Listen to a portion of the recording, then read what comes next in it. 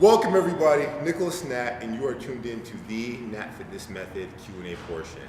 You have questions, we got answers, so feel free to definitely submit your questions, anything you have regarding fitness, lifestyle, nutrition, or the latter. I'm more than happy to take them on. Again, here with my co-host and counterpart, Wes Post. Wes is, if you guys don't know, the beautiful face behind the camera. Now he's the beautiful face next to with the other beautiful face in front of the camera. First question is from Fidel Goitia. Fidel, yeah. Off of Facebook. He says he's never been much into taking supplements, but he's working out right now. He's looking for some post-workout recovery opportunities or options. What are your thoughts on BCAAs as a post-workout option? Excellent, guys. So for those of you who don't know first about BCAAs, BCAA stands for branched chain amino acids. They're what you call essential amino acids, meaning that the body cannot get them or produce them naturally. They need to be taken in through food or through supplementation, okay? So the primary focus with any amino acid is to focus on reestablishing connection, or what we call MPS. That stands for muscle protein synthesis, and ultimately rebuilding tissue. So I'm a big fan of amino acids, not just post-workout, Fidel, but intra-workout, prior to the workout.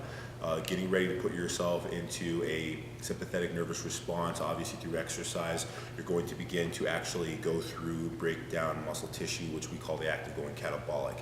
And so if you're beginning to constantly supplement, what you prevent is your body breaking down and converting muscle tissue, which we call gluconeogenesis, into usable energy. Instead, the body will constantly rebuild it, and you'll be able to protect the muscle tissue and ultimately continue crushing your workout. So I'm a big fan of it.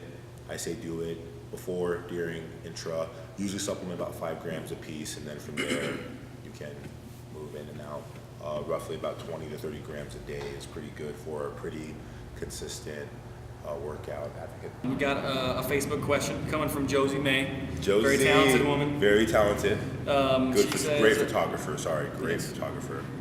Is it possible that my body did not respond to lifting as well as cardio does? It does the cardio, in terms of losing fat, or do you think it's all in my head? When I was lifting every day, I seemed to be bulky, and now for the past 8 weeks or so, I've been doing 30 to 45 minutes of cardio, only 6 days a week, and I seem to be the same. Okay, so I'm gonna break this up a little bit because it sounds like there's 3 parts. It sounds like what I guess I'm hearing is, do I advocate, the fact that you attributed your bulkiness to just lifting and not doing cardio? When you used to do cardio, you saw some results. Now you're doing cardio, not seeing any results. Is it all in your head? Look, I'm a big fan of coming in and focusing on proactivity in your goal. I think a lot of people don't have that standard. Does that mean that you need to come in and get body fat? You need to stop on the scale? No, I actually despise that. Do not hop on the scale frequently.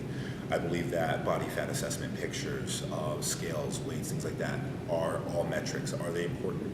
Yes. Why? Because if you're going in and you have some result, you want to lose fat, you want to get your waistline down, you want to be able to improve muscle, you want to have strength, you need to actually know if you're making results or not. So I think having the goal, I want to lose 20 pounds or I want to gain 5 pounds of muscle, is very tangible and actionable.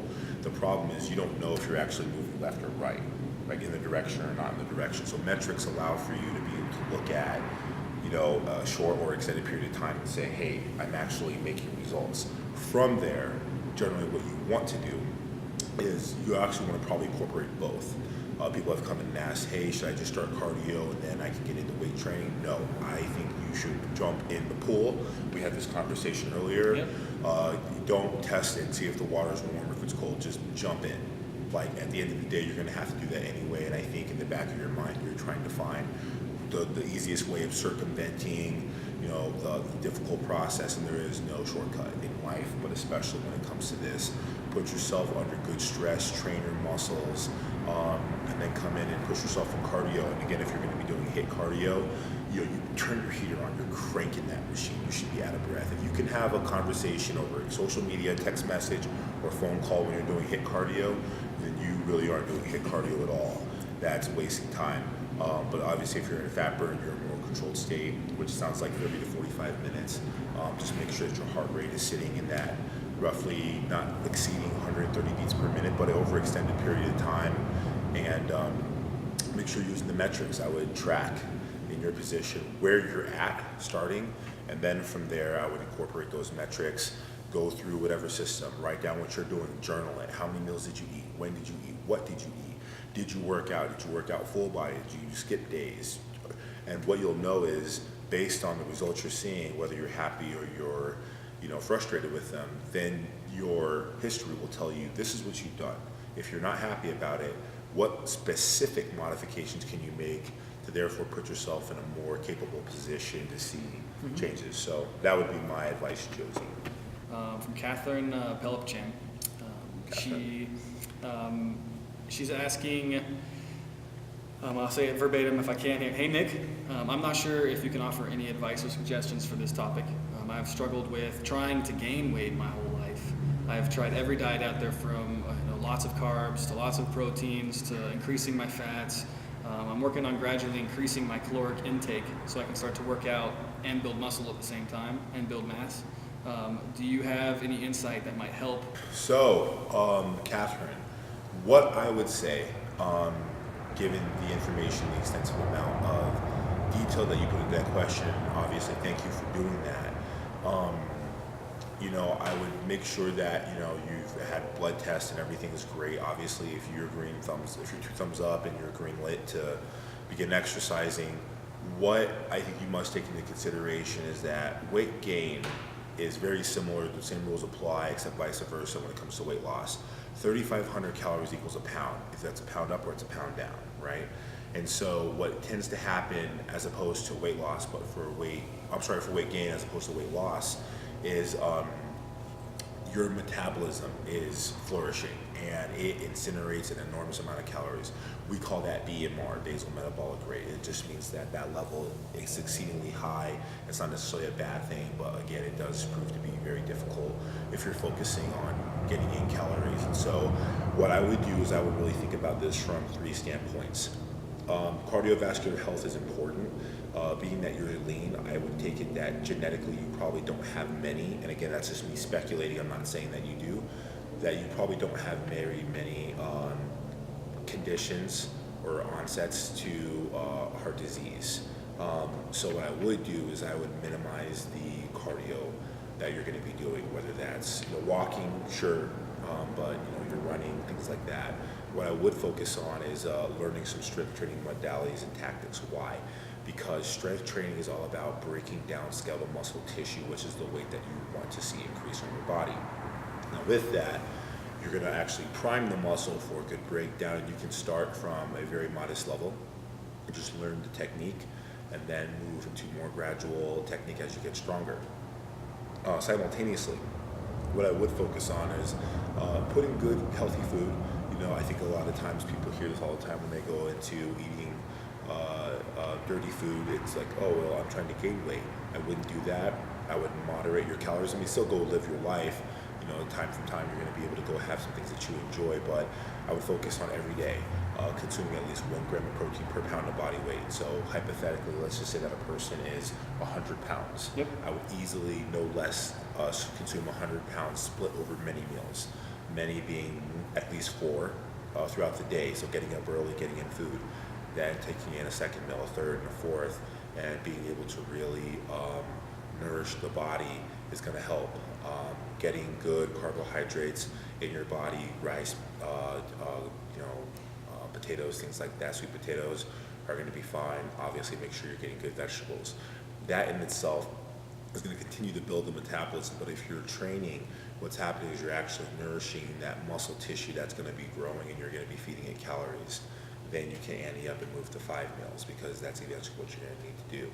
Then you can ante up and eventually move to 6 meals. I would keep it roughly between 6 to 7 meals, but the portion sizes obviously can increase, and what's going to happen is you will gain weight. You'll be stronger, you'll be more healthy. Again, I don't know exactly the details and metrics about where you're at, Catherine, but I know that you probably are looking to gain some weight, being happy with 2 pounds, then slowly 3 or 4, and then being able to move in that direction once you've really mastered that. So short term, start with food. eating is going to be your best friend. 6 meals. A lot of people have Working had up to questions. 6. Working up to 6. I would start with 4. Okay. If you're not already eating 4. If you are eating 4, maybe do 5. If you're eating 2, 3, and then as fast as you can move into 4. I think a big issue that I end up hearing about with people when they're in a position where they actually don't, they're like, I'm not hungry, how do I eat? You want to get up earlier to eat, and then even when you're not hungry, within the next 2, probably 2.5 hours, maybe 3, if you're trying to focus on losing weight. If you're trying to focus on gaining weight, I'd say at least 2 hours. You're going to focus on putting in good food, and it doesn't need to be an enormous amount. Protein levels, I would make sure that they're high. What's going to be happening is then you're going to turn on and recondition and rehabituate the metabolism to want to take in that food. That's something that comes as a discipline and a practice. It's not based on the way that you feel. Again, majority like a majority of things in life, if you wait till the way that you feel, then you'll be on your deathbed, wishing that you had taken action instead of waiting for that feeling that will never come. So push yourself outside that comfort zone, both in the gym. If you have more questions about how to do that, definitely feel free to ask. Wanted to thank everybody again for their questions. If we didn't get to your question today, we're going to add it to the list, get it going next time. Fantastic questions this week from all different networks. You guys are doing a great job. Keep asking questions. Nick will keep answering them. Absolutely. Make sure you guys definitely submit questions to the links here again below. Wes will be picking them, and if you guys do want to remain anonymous, please make sure that you say anonymous or, hey, I would love for this to be incognito, and we will go from there. Have a good one. Until next time, Natt signing off.